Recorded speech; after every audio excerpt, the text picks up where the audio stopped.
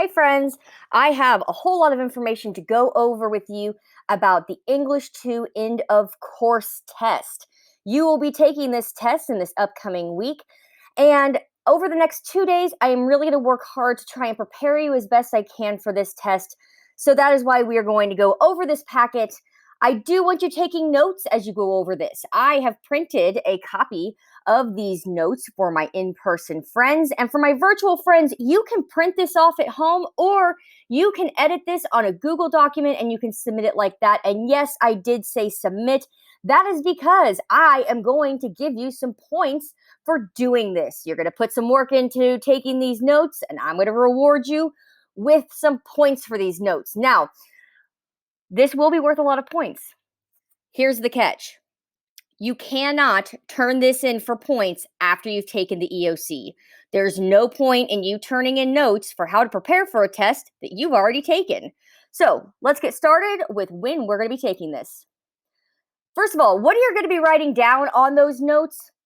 I'm going to go over a lot of information. I don't expect you to write all of it down, especially when I'm going over how the test is going to operate, the tips that I'm going to give you, and the other sections that are written in this red font, that's what you're going to put down on your paper. When we get to talking about vocabulary and figuring out words in context, I'm also going to show you a couple of multiple choice questions. You're going to want to write down the correct answer for that. If you're doing this on a Google Doc, you can just highlight the correct answer. However, it's going to help you remember this. Now, let's talk when you're taking this test. If you have my class on an A day, that means you see me first hour, third hour, or fourth hour, you will be taking the English 2 EOC on April 14th at 7:39 a.m. Now, you will not be coming to my normal class. Instead, you will be going to Yoakum. So you will be going to the Yoakum gym. If you have never been over to Yoakum, first of all, hopefully you already know where it is located. It is directly across the street from Mill Creek, which is directly to the south of the high school. You can see it from the high school if you're standing facing the baseball fields. To get there, you can walk there, you can drive there, you can enter the front entrance, and you are going to take a left when you get in there. Now, on the 8th, that is this upcoming Thursday, you will be taking the ASVAB if you have signed up for this. No other classes are going to be held that day. So you're either coming in and taking that test or not, but you are not having class that day. Now, on the 13th, that is next Tuesday, this will be a virtual learning day for you. That is because juniors and seniors are coming in to take their ACT, so we will not have class in person that day. The 14th is your testing day. The 13th, you will not be in school. The 8th, you will be in school if you're taking the ASVAB. Now, if you have me on a B day, that means you see me in 5th hour, 7th hour, or 8th hour, you will be testing on April 15th at 7:39. You will also be in the Yoakum gym. And again, with the 8th, that's the ASVAB. The 13th, you won't be in school. 15th, that is your test day. 13th, virtual learning. I won't see you. 8th, probably won't see you that day either. You're taking the ASVAB. Now, here is some motivation for why you should try your best on this test. Other than, yes, it's a test and you should always try your best on tests, but you will also get 10% of your semester grade based on the score of this test. If you score advanced or proficient on this test, you can opt out of taking the final exam. That means you don't have to take it if you don't want to take it. And most importantly, if you score advanced or proficient, your grade will be raised one letter grade. Now, unfortunately, if you already have an A, you're not getting raised to an A++. There is no grade higher than an A. But this can be a great incentive for those of you who maybe are failing and have felt like this year is a wash because you just haven't been paying attention to your studies. If you know that you actually are good at English and you want to be able to prove it on the EOC, and you get advanced or proficient, You will have a passing grade in this class. Yay! That's enough motivation, I think, for anyone to try and do well. Now, on the test days, bring your computer, bring your charger. No phones during the testing. No computer after the testing. Now, this year there is a listening portion to the EOC, so it's very, very important that you bring your own headphones. If you absolutely do not own a pair of plug-in headphones, there will be a couple of extra headphones on site available for you to borrow. If you have AirPods or Beats or something else that connects wirelessly, please try to find an alternative. We did not give the EOC in 2020, so I don't know if they made any changes, but the year before that, Bluetooth headphones did not work at all. So I would rather that you do not have to have anxiety about your headphones working or not working, and just take a couple minutes to try and track down a pair of plug-in headphones for you to use on that testing day. Now, some more important information. You have to bring your charger. Bring it, have your computer charged, bring your charger. Bring it, just bring your charger. If your computer dies mid-test, you will be in a very unfortunate situation.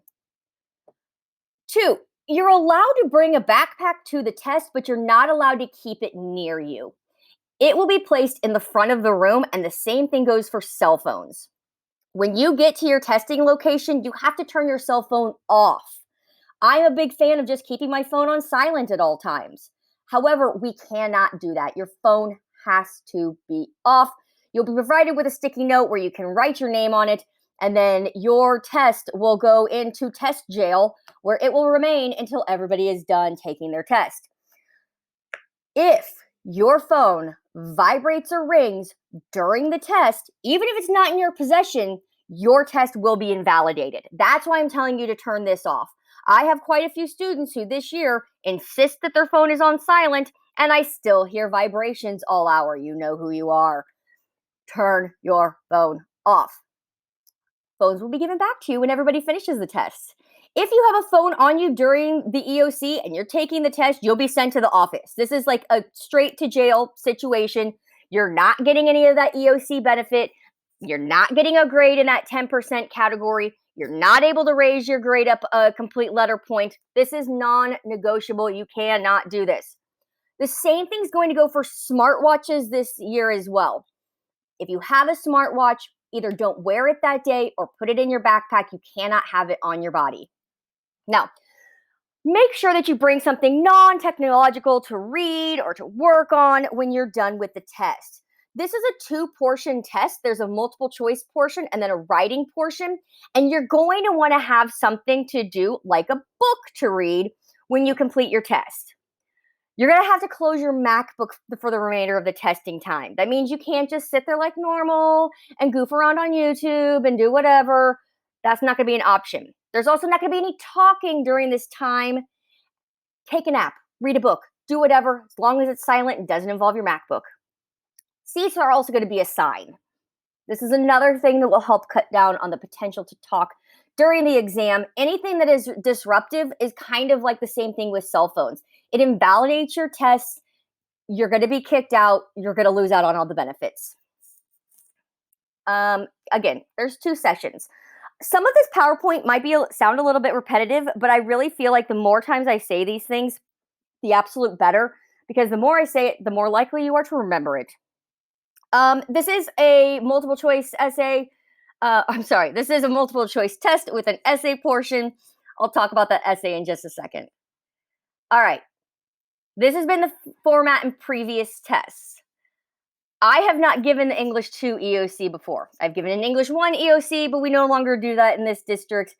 But here is how this has gone according to Mr. Hammond on previous years.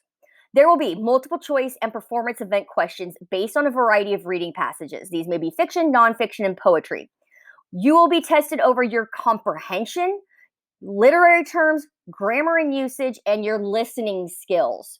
These are all things that we've been preparing for all year long. Every test that I've given you in English 2 has been formatted to match this test. Also, every essay that you have been given this year has been formatted to match this test. That essay is your writing prompt. You're going to need to write a 5-paragraph blended essay. You're going to be given 2 cold reads that must be used and cited. On all the essays this year, I've given you 2 documents that I expect you to read and to cite, and then to put that anecdote in, and that is the blending of your 3 body paragraphs. The other 2 paragraphs are your introduction and conclusion.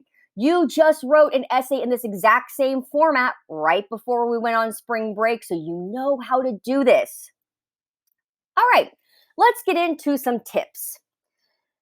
Testing reading and writing skills. First of all, stay calm, stay relaxed, and stay focused. I know it's kind of silly for me to say, hey, this is a really important test, but relax, stay calm, no sweat, because inevitably you are going to get some test anxiety about this, but you have unlimited time. Take your time, take some deep breaths. If you need a mint that's supposed to clear your mind, I'll give you a peppermint. We're going to try our best. The multiple choice performance events. For each of these, give each passage a first read, then read the question carefully, then go back and scan the passage for the correct answer. This is why every test in this class has been open book. I want you to go back and look for the answer. You should be accustomed to doing this now, so you should already know how to do this on this test. Most of the answers are in the test, and that's something I've been trying to get you to realize this year. If you just go back and you read the passage again, you should be able to find it. Answer every question. Even if you don't know the answer, double check before your final submission. It would be better for you to get a question wrong because you didn't know the answer and you clicked the wrong option than it would be for you to just not answer it. By clicking on an answer to the question, you have a 1 in 4 chance of getting that question correct. Now, the writing prompt, again, I've already gone over this. I'm going to do it one more time. Be sure to understand and respond to all parts of the writing prompt. That means if it asks you 2 questions, you will answer both questions, not just the first one. Read the cold reads. Those are what we have called document 1 and document 2 in our previous essays. Use blending and use the 2 documents. That blending is where you're giving that personal anecdote, that story of something that you have experienced, and then your quotes from the 2 documents. You can create an outline or some other pre-reading activity for your essay. You have the time. One thing I would suggest doing is looking over that outline that from our previous essays, see how that's formatted, and use some form of that to help you structure this essay. Revise and edit. I cannot stress this enough. The first thing that you type is not good enough. I'm sorry, it's not. I want you to love your second draft. Look over it. Make changes. Read it aloud if you need to. Now, biggest tip, slow down. This is a long, boring test. The passages they give you are not going to be exciting. I remember a couple of years ago, there was one about how shoes are manufactured. So, do not expect this to be super interesting writing. Take your time. There is no time limit. If you need to take all day on this test, I'll be right there with you, observing you take this all day on this test. All right, now we're going to talk about some past scores. Again, we did not give this test in 2020, so we are basing this slide off of our EOC scores. So we'll be looking at the 2019 EOC scores because these are the most recent ones we have. Now, every question matters. Please don't think of a question meaning more than one other question. I already said not to skip questions, but every question matters. I'm going to show you the scores of the students that earned basic. 400 was the score needed for proficient. Now, for the most part, these students, the difference between a basic and a proficient was only 1 or 2 multiple choice questions or 1 rubric point on the essay. You already know how to write an essay that will get you full marks. So everything counts on this. over 70, this is mine, this is actually Mr. Hammond's scores, but 73% of his students were in the advanced or proficient category on the 2018 test. Over 80% of his students in 2019 were advanced or proficient after I showed them these statistics. So this test is long. You will get bored. Like I said, some of the passages are just so boring, but push through it. Take your time. Answer every question to the best of your ability so you don't end up one question away from proficient.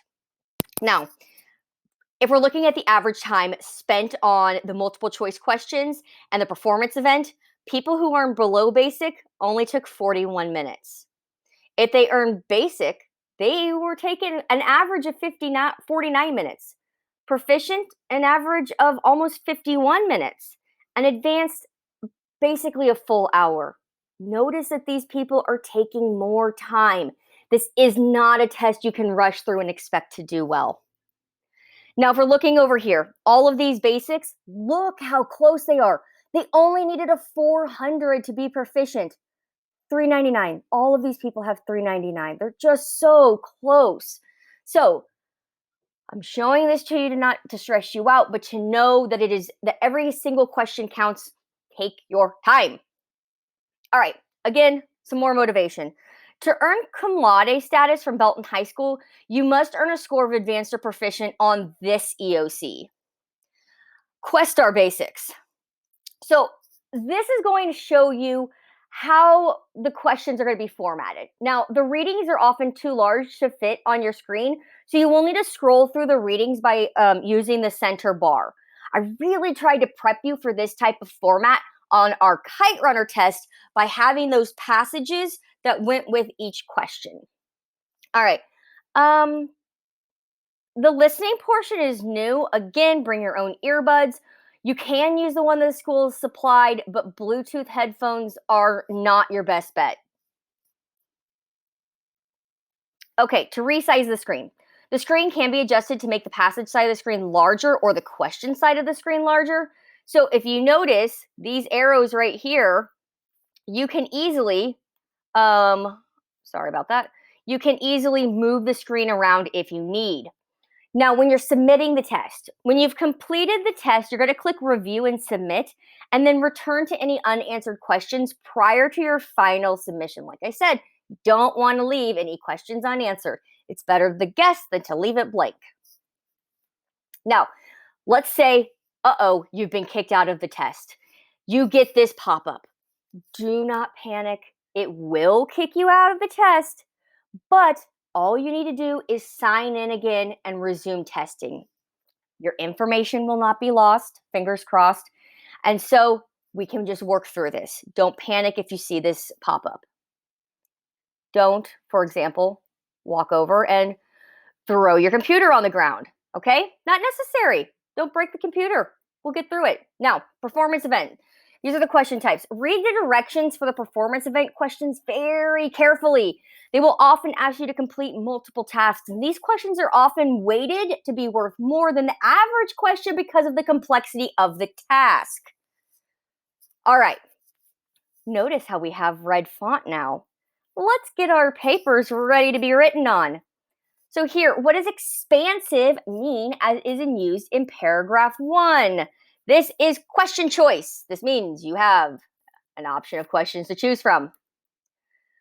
This is a standard multiple choice question. You can change your answer by clicking a new one or re-clicking your original answer. Click the blue arrow to the right, boop, boop, to move on. You must revisit the test for questions like this. These are all potential definitions for expansive. I've tried to give you a lot of those types of questions so far this year where you cannot just rely on the fact that you can look up the definition because there are multiple definitions and you have to pick the one that works in context. All right, your second type is going to be a drag and drop question. You're going to choose your answers and then drop it into the correct bucket. Sometimes there are multiple buckets to drag and drop into. So let's say you're trying to define the word expansive. Hello, I'm the word expansive. I am going to drag it to the correct one. All right, so that's your second type of question. Type 3. This is a gap match. Some questions will ask you to drag words or expressions into blank boxes in a sentence or paragraph. So notice how these are. It says, which of the following two words from paragraph 14 most effectively express the brother's fear? Okay, pick out his emotions, put them down there. That's a gap match. We also have a text entry. This is where you're going to type the answer into a box. You're going to need to watch your spelling. Use the test against itself. And what I mean by that is if it's asking you to write a word that is in the story, look at the story, make sure you're spelling it correctly. Again, take your time. All right, number 5 is a line match. You're going to match pieces of information by drawing lines between them. So this is basically matching. Some questions will have multiple choices that have multiple correct answers and will require multiple lines in one column to connect them to the opposite column. So over here, it says, match the following events from the passage with their plot elements. So it's climax, conflict, exposition, resolution. Put them in order, match them on up. Number 6 is inline choice. Some questions will have drop-down menus, so you're going to need to select your answer from the drop-down menu. So this says, which of the following questions has 2 parts? First answer, okay, this has 2 parts. The reader's realization that Randy's prescription on the participation on the diving team will create conflict with the computer project is an example of the author using, is it foreshadowing, imagery, metaphor, parallelism? You're going to pick that. Again, those learner devices that we've been talking about, I want to say this year, but truly it's been like the whole time you've been in English. They will be on this test. Number 7 is going to be multiple choice. You're going to be given a checkbox that contains the correct answer. And sometimes you're going to have to, you'll be required that you select multiple boxes. So again, it's really important that you're reading this whole test. You're reading the questions. You're reading each option carefully. My best advice to you is if you come across a correct answer, don't just click it and move on. Read all of the options. You may need to check a couple. If necessary, they may be multiple correct options. Okay, matching questions. Read the question and check all the boxes in the graph that apply. Take your time. This looks like it's one question, but it's actually probably worth 2, 3, or 4 points on the exam because you're doing multiple things. Number 9, hot text. This is where you highlight the appropriate text. Be patient with the interface and your trackpad. If it may take you multiple attempts to get highlighted what exactly you need. Number 10 is a graphic gap match. Drag images or text into a larger image that has corresponding box. So this one has you putting things into an order of events as they occurred. So it gives you some options and you're putting them on a timeline. Okay, so I've been going on a lot about how important it is that you read each question and read each question carefully and slowly. I'm going to show you a slide. I want you to read it and count the F's in the following phrase. I'm going to give you 10 seconds. So here we go. I'm counting the F's. Finished files are the result of years of scientific study combined with the experience of years.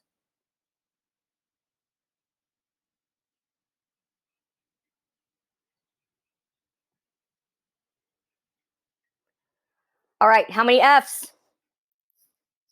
Did you count 3? Did you count 4? Did you count 5?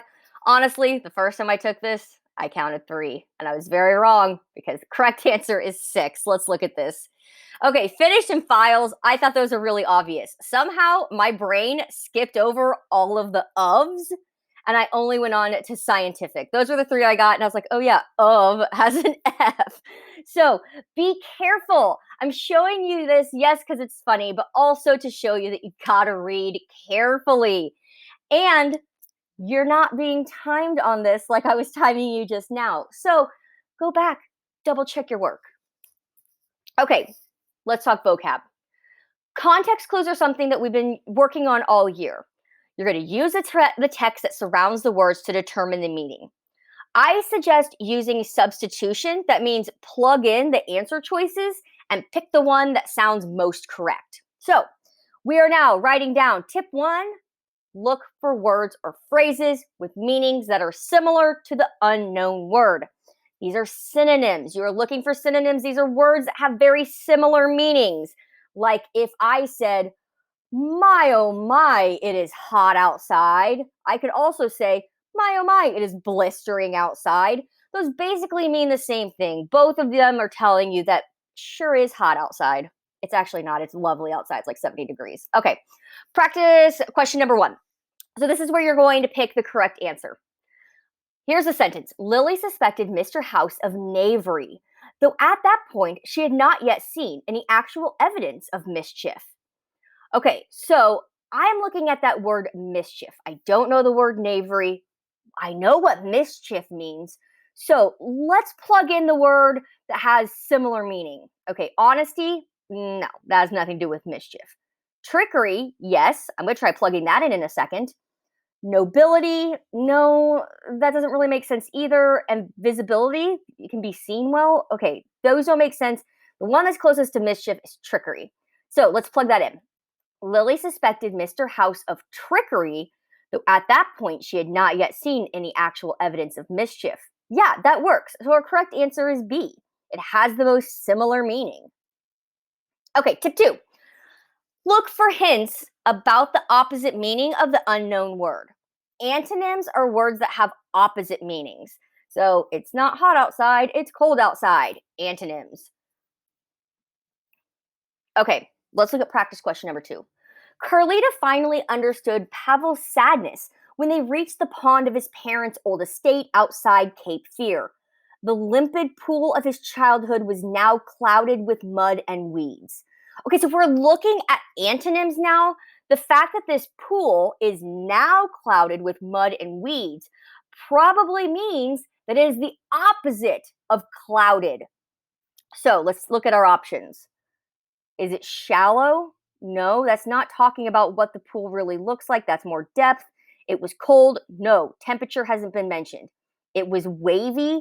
First of all, I really wouldn't think of a pond too much as being wavy, but that doesn't make sense in this context. Or clear. Yes, clear. Clear is the antonym of clouded. So he is now seeing this pool that was very clear when he is a child, now clouded with mud and weeds. D, clear would be our best answer. Okay, tip 3. Look for cause and effect related to the unknown word. Let's look at what I mean by this. As the astringent liquid dried out my tongue and puckered my lips, I thought, this isn't lemonade, it's pure lemon juice. So the fact that his tongue is dried out and his lips are puckered would be an effect. So what caused that effect?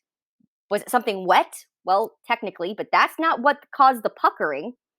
Fruity? Well, it did say it was lemonade, but that doesn't describe why something would be puckering and his lips would dry out. Sour?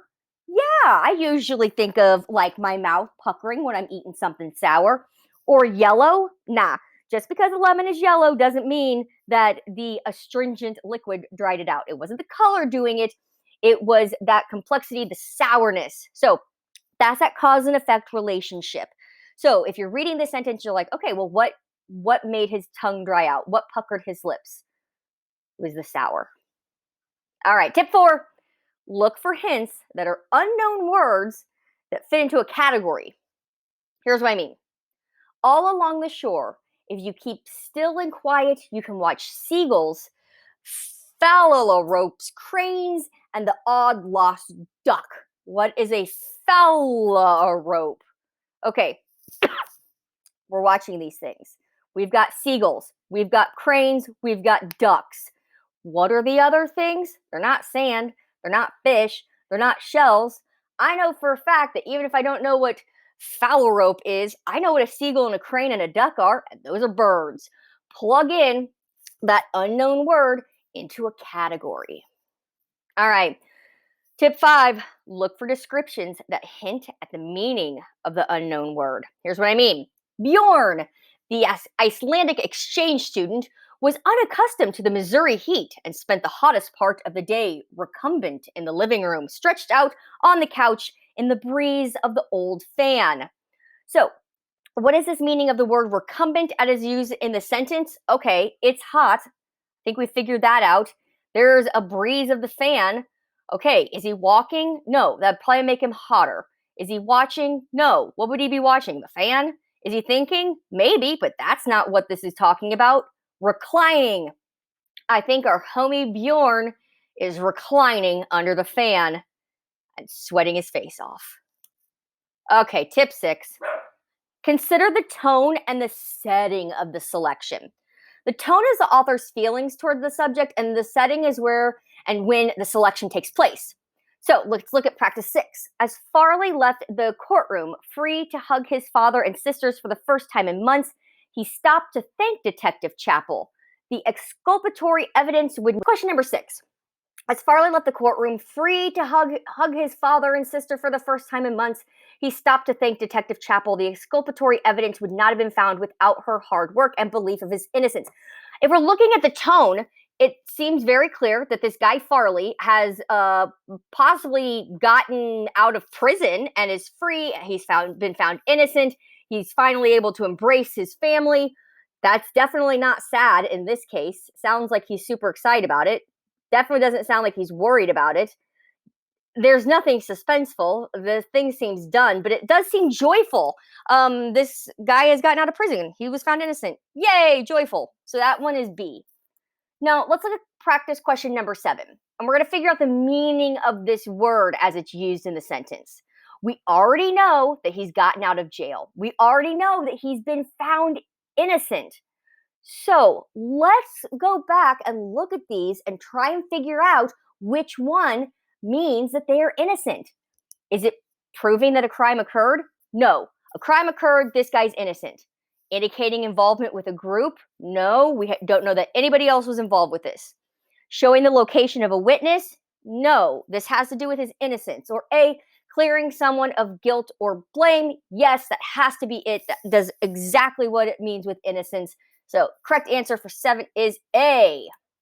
Okay, reading comprehension. You're going to have to infer. And this means that you're making an educated guess based on incomplete information. It's basically reading between the lines. You're using those context clues. So, that's tip 1, read between the lines. So, after spending her entire allowance and part of next month's, April emerged from the tattoo and piercing parlor with a new eyebrow ring. Delighted with her fashionable new look, she headed home to share her enthusiasm with her mother. Arriving home, she bounced into the kitchen and asked, "Mom, how do you like my eyebrow?" Her mother turned from the sink, looked at her daughter, and gasped. She wiped her hands on a towel and slowly walked around the girl in a complete circle. "It is very nice, dear," she said, rolling her eyes.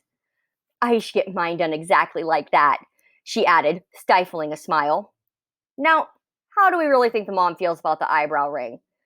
She gasped. She said it looked nice while rolling her eyes. She's trying to suppress a smile while she's saying, "Oh my God, I'm going to do the same thing." I would say mom's not exactly happy about this. She thinks her kid looks ridiculous, and she is using these words ironically to express her opinions about the eyebrow ring. Okay, tip 2.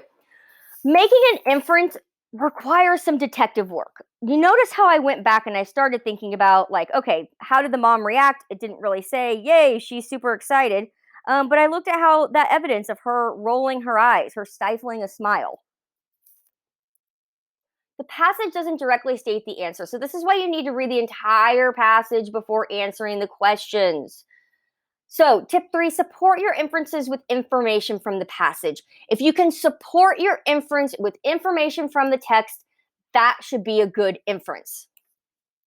So, you're looking for details, tone, text clues, like the rolling of the eyes. Okay, tip 4, add up details and inferences to draw conclusions. Use the evidence you found in the passage. Then summarize the passage that you read. That's a really good tip. If you can summarize it, you can usually figure out what exactly has happened. And then boil down that information into a sentence or two. So, fiction passage summary, you're going to have main characters, you're going to have a central conflict. That's because every single story that's ever existed is a story about a conflict. If there wasn't a conflict, there wasn't a story. The most important events and then the resolution. That's, yes, the ending of the story, but also the ending of that conflict. Um, Sorry. And tip 6. Test your understanding by paraphrasing parts of a passage. That's just putting it in your own words, basically the same thing as summarizing it. That's just going to help you understand it that much more. A summary is a brief statement or account of the main points by something very short. A paraphrase is when you write down the author's main points and details in your own words. It's a similar length to the original, but you're putting it in your own words. Tip 7. Ask yourself questions in order to clarify the information in a passage. Here's an EOC example. Which question might you ask to help clarify the main idea of this passage? Like, what hotel did he stay in when he was in Europe? How did he travel to Europe? What did he hope to accomplish? When did he make his final visit? I'm now going to go over 2 literary terms. This is located at the very end of your packet. I have a bunch of literary terms that could potentially appear on the EOC. I want you to get down definitions of them and then examples in your own words. That's paraphrasing, baby. So we're going to look at these 2, and this is basically going to be it for today. So jargon. Jargon are the special words or expressions that are used by a particular profession or a group and are difficult for others to understand. So when I'm talking about my job with my mom, who was also a teacher for many years, I can say, I'm giving the EOC and I'm worried about my CWC students and my kids who have IEPs and 504s because I don't know if I've spent enough time in my CT group or my PLCs or on my PD days to prepare for them. I just used a ton of abbreviations and jargon that you, even as a student, may have no idea what I'm talking about. I'm going to guess you know what PD is because I get time off for my PD days. That's professional development. And you know what the EOC is, but you may not know any of those other things. So here's some other things. My plan. Like I said, I have a CWC, CDC, that is a computer-driven curriculum. IEP is an individualized educational plan. But I would not use that same language if I was speaking to somebody who wasn't a teacher. Okay? So, if I were a doctor, I might say, I need 50 cc's of metachlorofluoride stat. But a non-doctor might not understand what that means. I just said metachlorofluoride. I have no idea what that is. Okay. So again, jargon. These are special words or expression used by a particular group or profession. If you play a sport, I'm sure you have a lot of your own jargon as well. Okay, pun. You should have talked about this a bunch last year when you read Romeo and Juliet. However, I know that we were on quarantine then, and not everybody did their best at actually reading that. A pun is the humorous use of a word or phrase so as to emphasize or suggest its different meanings or applications, or the use of words that are alike and nearly alike in sound but different in meaning. It is a play on words. Let me give you some examples. I also hung out with my 4-year-old nephew over Easter. That kid is hilarious. He's got some good puns in him. So, my friend's bakery burned down last night, and now his business is toast. Get it? Because the bread burned, and that's how toast is made. But also, there's that double meaning of toast and toast because it's finished. That's funny. Okay, get it? Lumber, wood, lumber. My dog has a lot of potential. You just have to unleash it. Unleash, meaning to let go, or to untrap, but also leash, like to actually take the actual leash off. Okay. Now, the rest of this class, you can spend this working on literary terms. You'll notice in your packet there's a whole bunch more other than just jargon and pun. So if you have extra time now, you can use your memories, PowerPoints on Canvas, internet, blah, blah, blah, to find these definitions and examples. I want you to have down both because this is how you're going to remember this as best as you can. That I think is that. Now, this is not the last day that we will be working on our packets. You'll notice there's a whole bunch of other stuff about poetry, about drama, and we're going to get into that next class period.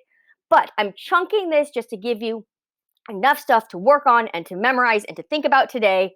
And then tomorrow we will go into this a little bit more in depth and have another day where we talk about the EOC and ways to study and tips that I have for you. Please let me know if I can help you in any way, but this should be